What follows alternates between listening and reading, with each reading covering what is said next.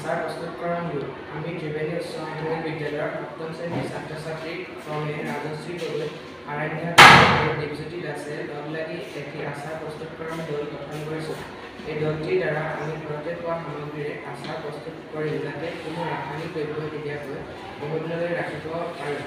প্ৰয়োজনীয় সামগ্ৰী: 1. সৰু আম, 2. বিভিন্ন মছলাজাতীয় সামগ্ৰী, 3. মিঠাতেল, 4. নিমখ, 5. কাঁচৰ পাত্ৰ।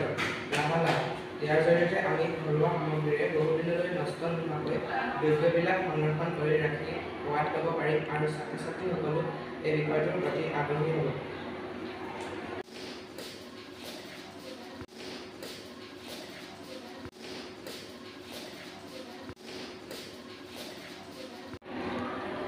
আচাৰ প্ৰস্তুতকৰণ গোট আমি ত্ৰিবেণী উচ্চ মাধ্যমিক বিদ্যালয়ৰ সপ্তম শ্ৰেণীৰ ছাত্ৰ ছাত্ৰী ক্ৰমে ৰাজশ্ৰী গগৈ, আৰাধ্যা আৰু দীপজ্যোতি দাসে লগ লাগি এটি আচাৰ প্ৰস্তুতকৰণ দল গঠন কৰিছোঁ।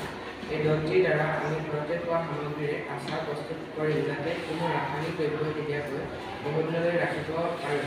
প্ৰয়োজনীয় সামগ্ৰী: 1. সৰু আম, 2. বিভিন্ন মছলাজাতীয় সামগ্ৰী, 3. মিঠাতেল, 4. নিমখ, 5. কাঁচৰ পাত্ৰ। লাভালাভ: ইয়াৰ জৰিয়তে আমি ঘৰুৱা সামগ্ৰীৰে বহুদিনলৈ নষ্ট নোহোৱাকৈ দ্ৰব্যবিলাক সংৰক্ষণ কৰি ৰাখি সোৱাদ ল'ব পাৰিম আৰু ছাত্ৰ ছাত্ৰীসকলো এই বিষয়টোৰ প্ৰতি আগ্ৰহী হ'ব।